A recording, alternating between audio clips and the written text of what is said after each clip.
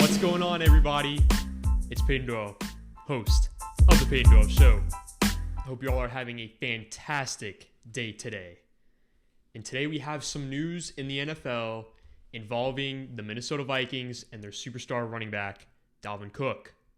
Apparently, Dalvin Cook is upset and feels disrespected by the offer that the Vikings gave to him during their contract negotiations, and he is reportedly going to hold out. I'll be talking about that and why it's really hard to be a running back in the NFL today. I'm also going to be talking about the disaster, the just absolute disaster that is Major League Baseball. And then towards the end of the show, I'm going to be starting another 4-part series where I give my prediction for each NFL division from top to bottom, 1, 2, 3, and 4. But first, I want to talk about the Green Bay Packers and their quarterback, Aaron Rodgers. So the Packers, as we all know by now, traded up to draft Jordan Love in this year's draft, essentially indicating that Aaron Rodgers' time with the team is coming to an end. The hourglass is running out on Aaron Rodgers as a Green Bay Packer. He's angry.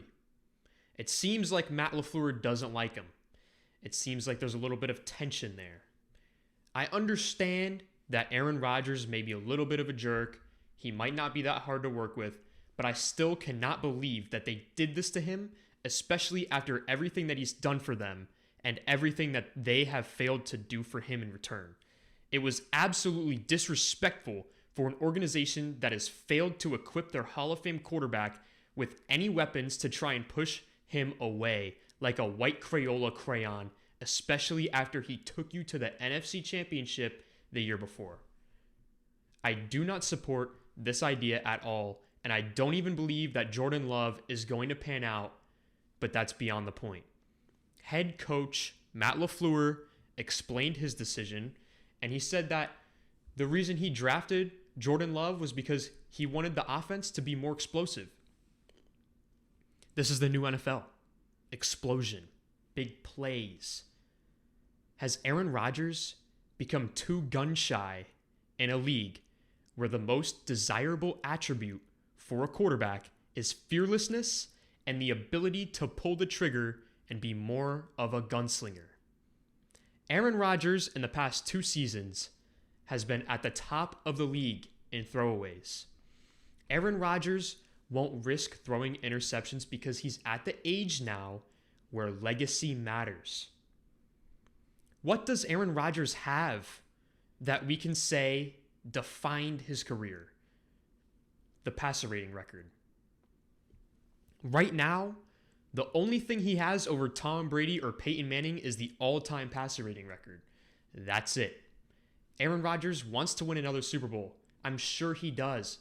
But I think he doesn't want to risk throwing interceptions because it will affect the only record that he has over the other great quarterbacks of his era. Now let's compare Aaron Rodgers to the best quarterbacks of his era. Brady. Brady's legacy is untouchable, not only by Aaron, but by any player of all time, so that's an easy one. Big Ben. Ben has more Super Bowl rings and Super Bowl appearances. Eli has more rings. Peyton has more rings and records. The only great quarterbacks of his era that he's better than are Phillip Rivers and Matt Ryan. All Aaron has left is his passer rating record and the low interceptions. He's fully capable of slinging it around like Mahomes and others, but he just doesn't want to hurt his legacy by throwing interceptions. That's not the way that the league is anymore. Big plays run this league.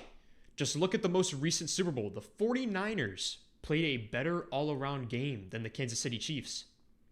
But the Chiefs came up with the one big play of the game when it mattered the most.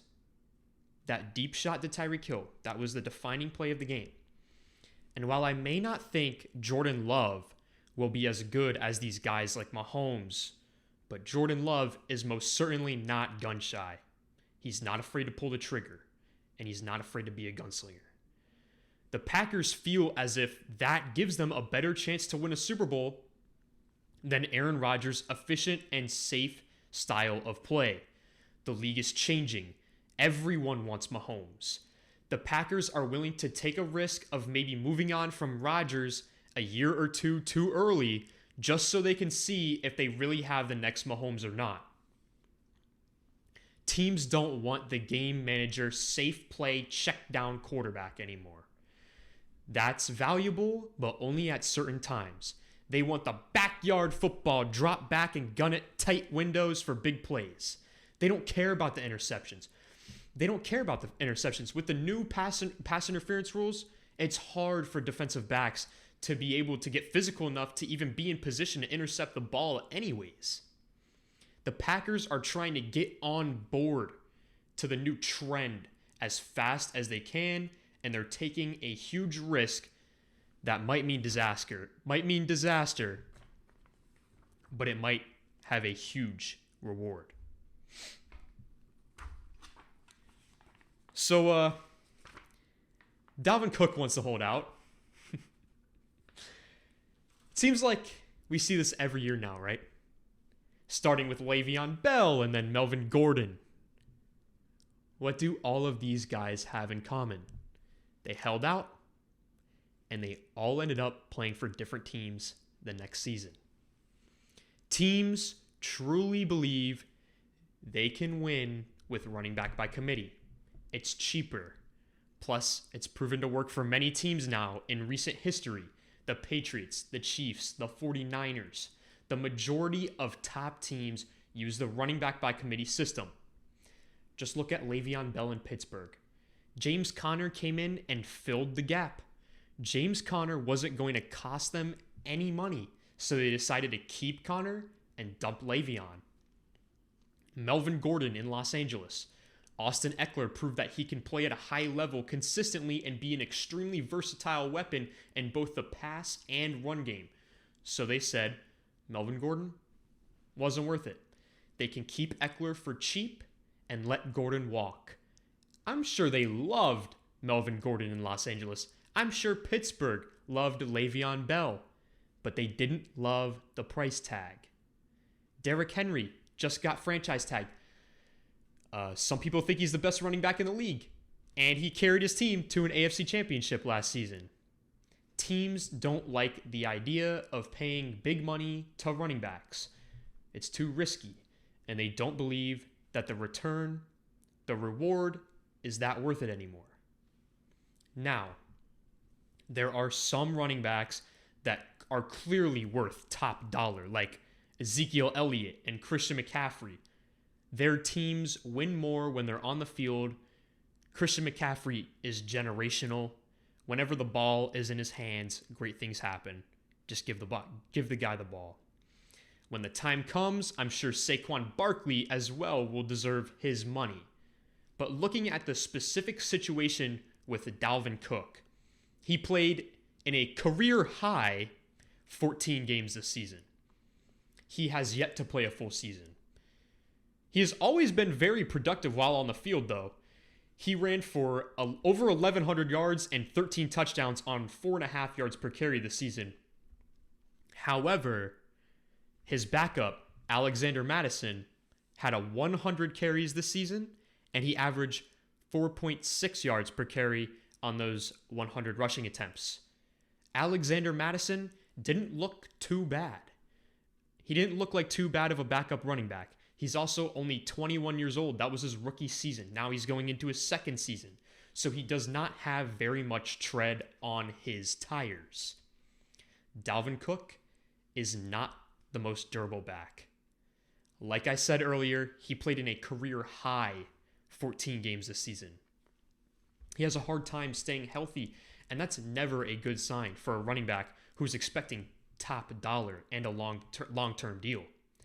To put in perspective how injury-prone Dalvin Cook is, we all rip Todd Gurley, who got a huge contract extension and was too injury-prone to fulfill that contract. Todd Gurley is the poster child of why a lot of teams are scared of paying running backs big money, especially if they have injury history. Dalvin Cook, in 3 seasons, has missed more games than Todd Gurley has in his entire 5-year career.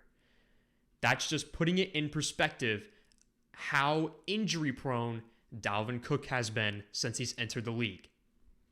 Alexander Mattison presumably would be the starting running back if Dalvin Cook's holdout extends into the regular season. I would expect Mattison to prove that he can fill the gap, much like James Conner did in Pittsburgh, Austin Eckler did in Los Angeles. And he's going to do it for a quarter of the price that the Vikings would have to end up giving Dalvin Cook. So the Vikings are going to end up letting Dalvin Cook walk. It doesn't mean the Vikings don't want him on the team, but he's a running back with injury history who wants a lot of money, and that sounds like disaster to me. Just sounds like way too much like the Todd Gurley situation. You know what else sounds like disaster to me? Major League Baseball. Major League Baseball had the perfect opportunity to get a lot of viewers and have a lot of Americans watching baseball games, and they're about to blow it. Americans are dying to watch live sports. Baseball had the opportunity to be the only major sport that everyone would be talking about. Everybody would be watching it. It would be all over ESPN, highlights everywhere. But sadly, everything is about money. And the millionaires and the billionaires of baseball cannot get along and come to an agreement on anything. They don't even know the amount of games they want to play.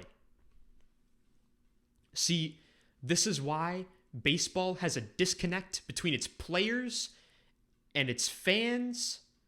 The NBA is young. It's exciting. It's viewer and fan friendly. People feel connections with the players and the superstars. The NBA came up with a clear plan. They took safety precautions. They gave their players their full salary. They didn't care about the money. They didn't let money get in the way. They worked out a plan, and it's perfect. The NBA, they're going to get so many viewers when they come back. People are going to be watching it like candy. The NFL is steamrolling along as well, and they seem ready to start their season on time. But not baseball. They're flopping because the billionaire owners don't care about baseball. They only care about their money. And they don't feel like paying their players. Baseball needs to change and adapt to the times soon because they're starting to self-destruct. They need to market their superstars like Mike Trout, Cody Bellinger, Christian Yelich, Aaron Judge. They need to be marketed better. Look at Zion in the NBA. He's 19 years old, and he's already one of the game's biggest stars. He's probably going to be on the cover of 2K, the biggest basketball video game. In baseball, the draft doesn't even matter to the regular public. We may not even hear of the first overall pick in this year's draft, ever. And he may never actually play a major league game for the next 5 years. There's no young superstars that they're marketing. Good baseball players just kind of pop up out of nowhere. Vladimir Guerrero Jr. is like the next big thing in baseball. But Major League Baseball fails to market him. The NFL and the NBA market everyone. Even mediocre players on small market teams that are bad.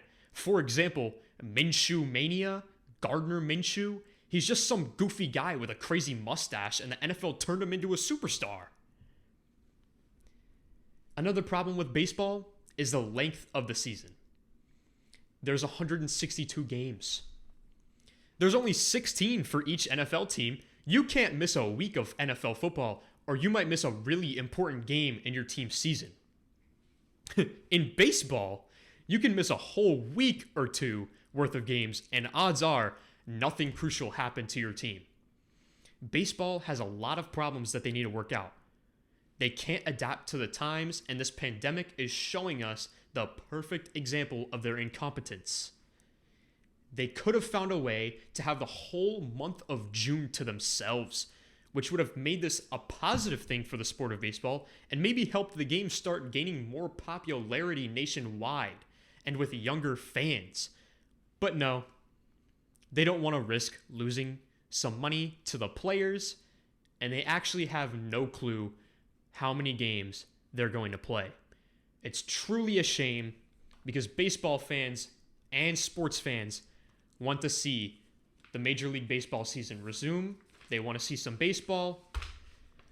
Hopefully the players and owners can figure out something soon before baseball misses their chance.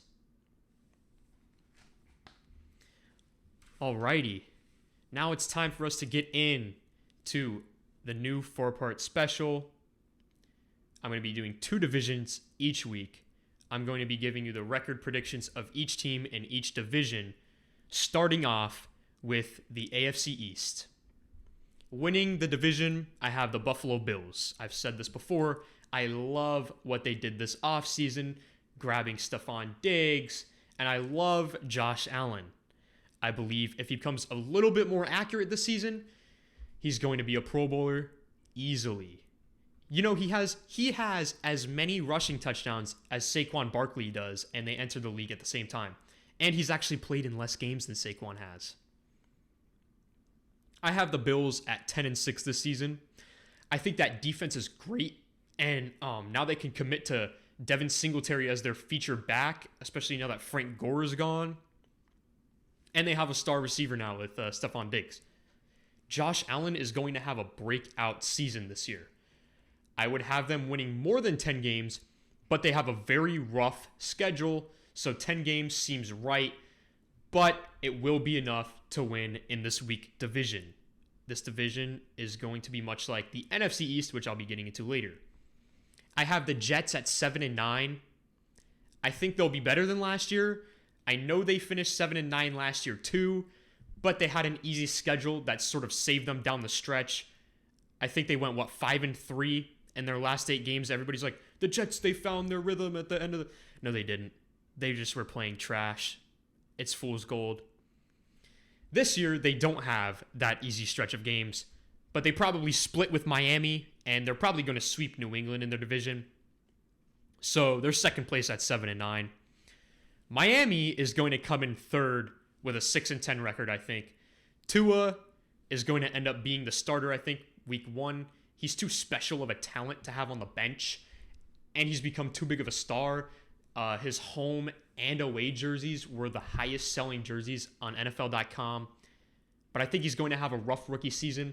I think a lot of young quarterbacks are going to have rough rookie seasons, second-year seasons, but especially rookies, because the likeliness of OTAs and training camp being shortened or canceled, it might hurt them adjusting to the differences in the NFL game.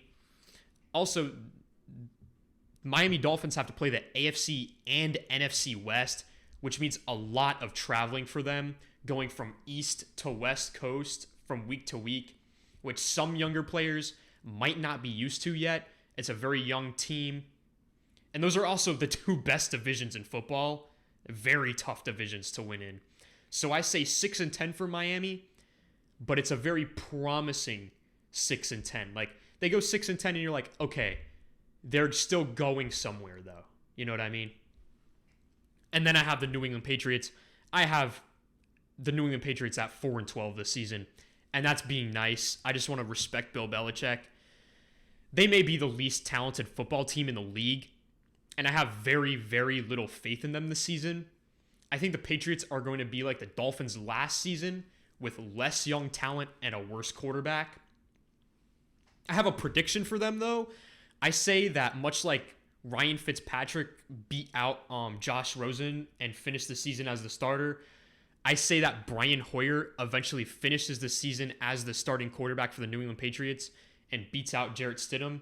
I say Jarrett Stidham comes in and just struggles. He's just doing awful, and Bill Belichick wants to, get Trevor Lawrence because they might have an opportunity to do that. So then he puts in Brian Hoyer, much like the Dolphins put in Ryan Fitzpatrick. And Brian Hoyer is not even as good as Ryan Fitzpatrick. So the Patriots are in a very tough spot. I believe that they may be in contention for the number 1 overall pick, and we know it's Trevor Lawrence. Now, next division, we have the NFC East. The NFC East was a pretty difficult one to pick a clear-cut winner for me. Right now, I'm going with Dallas. I see Dallas winning this division with a 10-6 record. I know they have a lot going on with Dak Prescott, but I don't suspect that he will hold out. He's a good team player. And while Philly has Carson Wentz, I think Dallas has the better all-around team. I have Philly going 8-8. They have a tough late stretch, and they just lost their offensive lineman, Brandon Brooks, to a torn ACL, and he's really good. That's going to hurt them a lot. Carson Wentz is going to be great and spectacular like always, but his team doesn't have as much talent as Dallas. And while Dak may not be as good as Wentz, a good offensive line, a great running back, and great wide receivers will help him bridge that gap. I have the New York Giants at third in the division at 6-10 this season. I see promise in Daniel Jones. He played better than I expected last season, but he has one big issue, and that is way too many turnovers. He fumbled the ball way too much last year, and that is an issue that needs to be fixed. Pocket awareness is an important ability to have as a quarterback. Luckily, they drafted Andrew Thomas with the 4th overall pick, offensive tackle out of Georgia, to help protect his blind side. He also has a generational talent at running back in Saquon Barkley, who is going to be healthy this season. They don't have enough wide receivers, though, and their defense still has a lot of gaps. I didn't expect them to draft Andrew Thomas. I like the pick. I thought they were going to go with Isaiah Simmons to help them on defense, but I like the pick of Andrew Thomas on the offensive line. They want to win games with the trenches. But I see them having a solid season at 6-10 because of a tough schedule, much like the Miami Dolphins. A promising 6-10. It's a losing record. It's not a good season by any means, but it's a promising one for a young team with a tough schedule. And then we have the Washington Redskins. I have the Redskins at 3-13. They play tough teams in the AFC North with Baltimore, Cleveland, Pittsburgh, and the NFC West, Arizona, who got better, San Francisco, who's a solid team, Seattle, who might contend for a Super Bowl title this year, and then the Rams, who are very talented. Dwayne Haskins, he does look like he's in incredible shape, though. I saw he lost 11 pounds, and he looks like he's in great shape, but I still don't see it from him. We talk about the it factor all the time. Oh, this guy has it. There's something about this guy that makes him special. He has it. I don't see it in Dwayne Haskins. I didn't see anything last season that said he has anything special on the football field. And like I say all the time, it's a special league. Especially at the quarterback position, you can't be average anymore. He did show some progression in the last few weeks of last year, so I will give him credit. And he does seem to be working hard in the offseason, so I'll give him that. But I think it's going to be a rough year for him in Washington, and it may be his last season as a starter in this league, because as we're seeing, teams aren't afraid to move on quickly, like we saw with Josh Rosen. They saw something special with Kyler Murray, so they got their guy. They may see something special in Trevor Lawrence. A lot of people do, and they may move on from Haskins if that means that they can get Trevor Lawrence. So that's it. That's my take on why the Packers drafted Jordan Love. It's not easy being a running back in the NFL. Dalvin Cook is way too risky to pay. Major League Baseball has a looming disaster on their hands. And my predictions for the AFC and NFC East this season. I hope you all enjoyed this show. Thank you so much for watching and or listening. Please make sure to like, follow, or subscribe wherever you may be listening, and make sure to stay tuned for next week's episode. Thank you.